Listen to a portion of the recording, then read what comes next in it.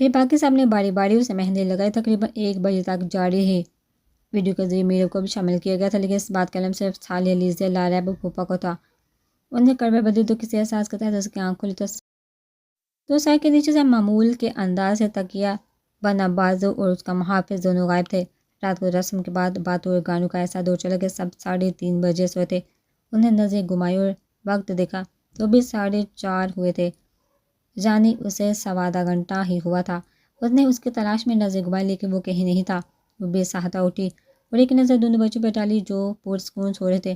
وہ ایک اندازے کے تحت اچھی اٹھی اور شال اوڑھتی نائٹ ڈریس پہ اوڑھی اور اسٹڈی کی جانب چل دی. اس نے دھیرے سے دروازہ کھولا تو اس کے اندر موجود کمرے کی لائٹ آن دیکھ کے اس کا دل دھڑکا. پتا تھا کہ وہ اس وقت روم میں تب آتا تھا جب وہ اسٹریس ہوتا تھا.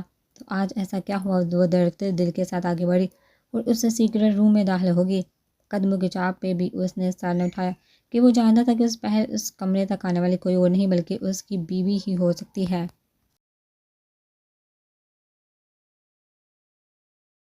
جبکہ وہ ششدر سے اسے دیکھے جا رہی تھی جو انجن بنا چک چک چگر کر دھواں چھوڑ رہا تھا.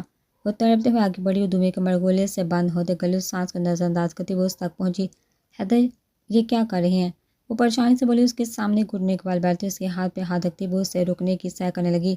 وہ اس کے سوال و حرکت پہ سلگتی سرخ آنکھیں اوپر کو اٹھائی تو اس کا دل سینے میں ڈوبنے لگا.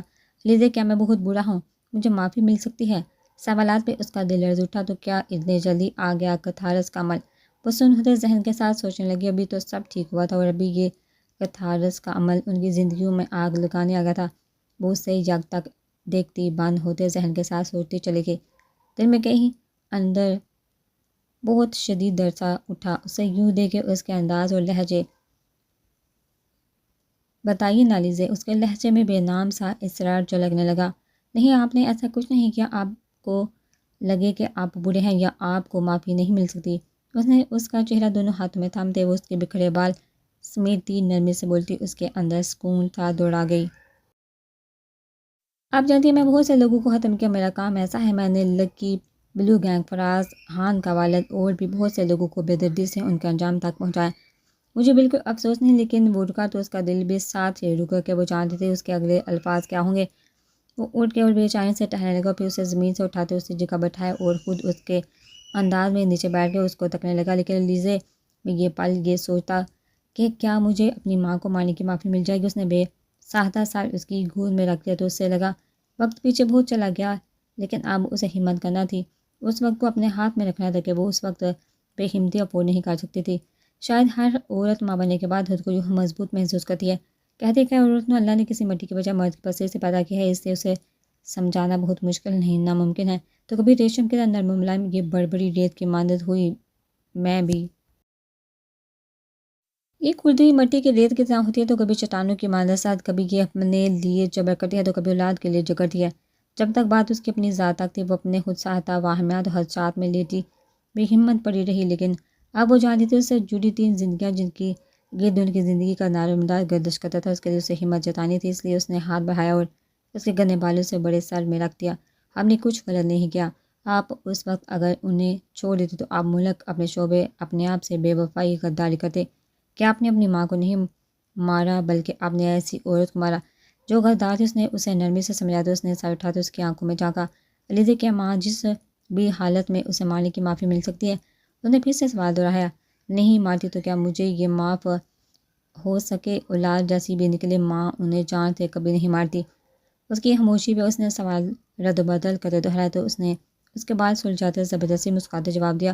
ماں کا نیم بدل کوئی نہیں ہو سکتا لیکن بات جب ماں کے اصولوں کی آتی ہے تو ماں بھی کلیجہ پتھر کا کر لیتی ہے. ہمارے نبی پاک صلی اللہ علیہ وسلم نے فرمایا تھا کہ خدا کی قسم میری بیٹی فاطمہ بھی چوری کرتی تو میں ان کے ہاتھ بھی کاٹ دیتا. یہ بات ہمیں یہی سکھاتی ہے نا کہ جب بات اسلام اور ملک کے جائز اصولوں کی آئے تو رشتے اور جذبات آڑے مت لائیے. اور نروے سے بولتی قطع قطع اس کی بیچ چینی ختم کرنے لگی. آپ لگتا ہے کہ آپ نے انہیں مار کے کچھ غلط کیا؟ اس نے اس کی سیاہ چمکدار آنکھوں میں جھانکتے سوال کیا تو اس کا چہرہ یک پتھریلا ہوا. نہیں کیونکہ میں اگر بھیل فرض یہ بھول بھی جاؤں کہ انہوں نے بابا کو چھوڑا ملک سے غداری کی ہاتھ سمیت بہت سے بچوں کی زندگی تباہ کی ہے لیکن علی سے میں یہ کیسے بول سکتا ہوں کہ آپ کی زندگی میں تباہیاں وہ لائیں اور انہوں نے ایمان بیچا. علیزہ ایمان کی کوئی قیمت بلا کیوں کر ہو سکتی ہے؟ وہ سرد آبچی انداز میں بولتا چلا گیا۔ جب یہ سب ذہن میں آتا ہے تو میں یہ بھول جاتا ہوں کہ ان کے ساتھ میرا رشتہ تھا، بلکہ وہ میرے ایمان فروش اور غدار اور تھی بس۔ اس نے بات ختم کرتے اس کے ہاتھ اپنے رخساروں پر رکھتے دوبارہ سے سر اس کی گود میں رکھ دیا۔ پھر آپ کیوں ایسا سوچتے ہیں؟ اس نے اس کے شیو کی چبھن اپنی ہتھیلی پر محسوس کرتے پوچھا۔ بس کبھی کبھی لگتا ہے کہ شاید خدا معاف نہ کرے کہ اس نے ماں کا مرتبہ بہت بلند رکھا ہے۔ گمبھیر آواز بڑھی جو اسے درد سے بڑھ گئی۔ خدا دلوں کے بیچ جانتا ہے، پریشان مت ہو پلیز۔ اس کی آواز میں نہ چاہتے ہوئے بھی نمی سے گل گئی تو وہ گویا کسی خواب سے جگا۔ وہ شٹ، وہ فوراً سیدھا ہوا خود کو ملامت کی۔ Alizeh I am right do کرائے۔ وہ سنجیدگی سے بولا تو اس نے بمشکل آنکھوں میں اترتی نمی حلق میں اتاری۔ آپ مجھ سے پریشان کیوں تھے؟ آپ ایسے پریشان کیوں تھے؟ اس نے نرمی سے پوچھا تو وہ مبہم سا مسکرایا۔ پریشان نہیں تھا، فقط ایک خیال آیا اور اس نے بے چین کیا۔ میں ٹھیک ہوں، چلیے آئیے کمرے میں چلے، میرے بچوں کو اکیلا چھوڑ کے آگے ہیں آپ۔ اس کا دھیان بٹانے کو دل سے اٹھا۔ نرمی سے اسے سامنے کھڑا کرتے وہ بازو کے حصار میں لیے کمرے میں لے آئے اور بیڈ پر لٹاتے اسے سہدے سے واجب سے منع کرتے۔ اسے اپنے گھیرے میں لیا کہ نیند کی فی الوقت اسے اشد ضرورت تھی۔ اس کے آنکھیں موندتے ہی اس کی نگاہوں میں میسج جیسا لہرانے لگا۔ شاپ تم نے میرے آئیڈیل باپ کو دنیا کے سامنے بدنام کرتے اسے یوں بے دردی کے موت کے گھاٹ اتارا۔ I will own money revenge very soon so جہان حیدر wait and watch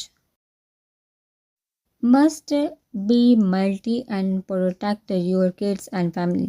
اس کی نگاہوں میں 10 سال کا نیلی آنکھوں والا بچہ گما جسے وہ اس دن کم عمری کے باعث چھوڑ رہا تھا۔ وہ اس کی باتوں دھمکیوں سے نہ ڈرا تھا، بلکہ وہ تو فقط اس کے اپنے باپ سے محبت، اپنی ماں سے نفرت کا موازنہ کر رہا تھا۔ اس کی ایسی محبت دیکھ کے اس کے دل میں کہیں دور چیز سے اٹھنے لگی، جنہیں اس نے پورے سے بیشتر سلا دیا کہ وہ اس عورت کے لیے محبت کا جذبہ 5 سال کی عمر میں ہی سلا چکا تھا۔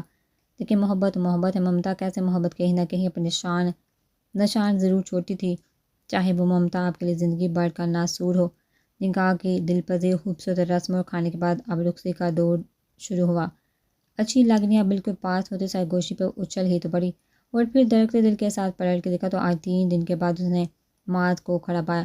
وہ کسی کیس کے سلسلے میں آؤٹ آف سٹی تھا جبکہ وہ سب مینشن میں تھے اور کچھ دیر پہلے ہی پہنچا تھا جبکہ وہ اس کی آمد سے بے خبر تھی۔ جہاں وہ انہیں یوں دیکھ کے سرپرائز تھی، وہیں ان کی بات اور ماحول سے چھم گئی۔